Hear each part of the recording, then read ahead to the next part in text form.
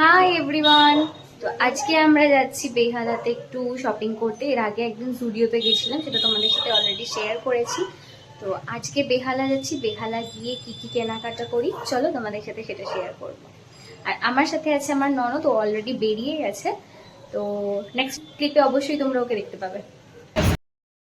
তো আজকে হলো গিয়ে শনিবার, আর সেই বৃহস্পতিবার থেকেই অলরেডি বৃষ্টি হওয়া স্টার্ট হয়েছে। তো আজকে বৃষ্টিটা সকাল থেকে হয়নি, বাট আকাশটা এরকম মেঘলা করে আছে। তো বাড়ি থেকে বেরিয়ে অটো করে ফার্স্টে 3 বাস স্ট্যান্ড যাই, কারণ ওখানে একটা ফটো প্রিন্ট করার ছিল আমার। তো ওখান থেকে ফটোটা প্রিন্ট করিয়ে নিয়ে তারপর আমরা আবার অটো করে বেহালার উদ্দেশ্যে রওনা দিই। বেহালা গিয়েই ফার্স্ট এই দোকানটাতে চলে যাই। এখানে ডিফারেন্ট টাইপস অফ কাপড়ের পিস পাওয়া যায় অ্যান্ড ডিফারেন্ট প্রাইসও আছে সেগুলোর। তো সেখান থেকেই আমি এই হোয়াইট কালারের পিসটা চুজ করি, আর এটা নিয়ে আসি 2 মিটার মতো কুর্তি বানানোর জন্য। দেন আমরা চলে যাই শ্রীনিকেতন ভাস্করে। তো এই দোকানটাও বেহালাতে বেশ ভালো, এখানের কাপড়ের কোয়ালিটি যথেষ্ট ভালো। আমি এর আগে কখনো কেনাকাটা করিনি এখান থেকে, কিন্তু আমি আমার শাশুড়ির মায়ের কাছে শুনেই গেলাম, আর গিয়েও দেখলাম সত্যি কাপড়ের কোয়ালিটিটা ভালো। তো ওখান থেকে আমি আমার দাদার ছেলের জন্য এই জামা প্যান্টটা অ্যান্ড আমার আরেক দাদার মেয়ের জন্য একটা ফ্রক নিয়ে নিই। বাচ্চা মেয়েদের ফ্রকের ডিজাইনগুলো এত সুন্দর ছিল যে আমি বুঝতেই পারছিলাম না যে কোনটা নেব। লাস্টে এই স্কাই ব্লু কালারের নুডল স্ট্র্যাপওয়ালা এই ফ্রকটা নিই, যেটা কিনা বেশ ভালোই ঘেরও আছে। এরপর আমরা ঘুরতে ঘুরতে আবার একটা কানের দুলের দোকানে গিয়ে পৌঁছাই। আর এই দোকানটা তো প্রত্যেকটা মেয়েরই একটা আলাদা অ্যাট্রাকশনের জায়গা। তো এখান থেকে আমি দুটো ছোট ছোট কানের দুল নিয়ে নিই অ্যান্ড তারপর আমরা আবার চলে যাই সিটি স্টাইলে। তো সিটি স্টাইলে গিয়ে আমি আমার পছন্দ মতো জিনিসপত্র খুব একটা কিছু পাচ্ছিলাম না। যেগুলো পছন্দ হচ্ছিল সেগুলোর প্রাইস আবার খুবই বেশি ছিল।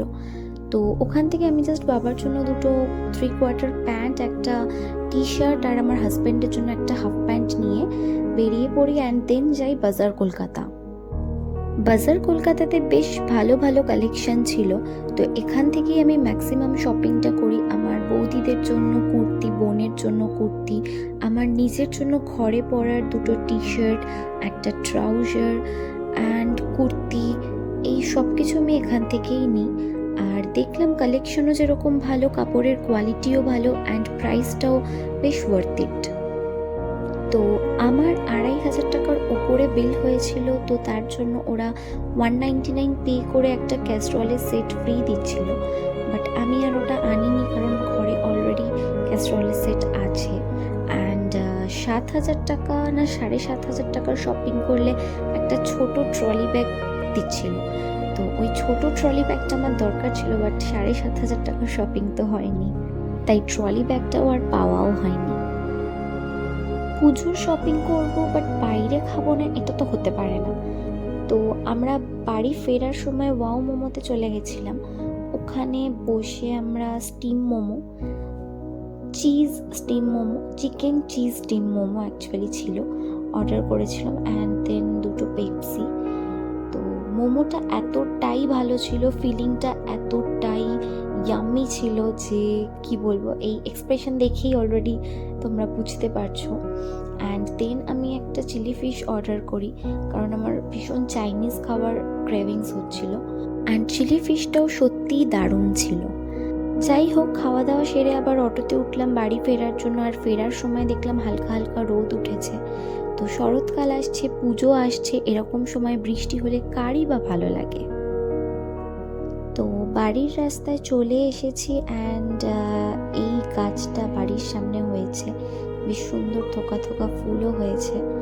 আর এই যে বাড়ি ঢুকতে না ঢুকতেই এনারা পিছু নিয়েছেন এনাদের জন্য কিছু এনেছি কিনা। তো বাইরে থেকে এনাদের জন্য কিছু আনা হয়নি, ঘরে বিস্কিট ছিল, আমি আবার ওপরে গিয়ে বিস্কিট দিলাম এদের। আর এই যে যতক্ষণ না গেট বন্ধ করে উপরে যাচ্ছে ততক্ষণ ওরা এখানেই দাঁড়িয়ে থাকবে। তো চলো আজকের ভিডিওটা এখানেই শেষ করছি, দেখা হচ্ছে নেক্সট কোনো ব্লগে। ততক্ষণ সবাই ভালো থেকো, সুস্থ থেকো।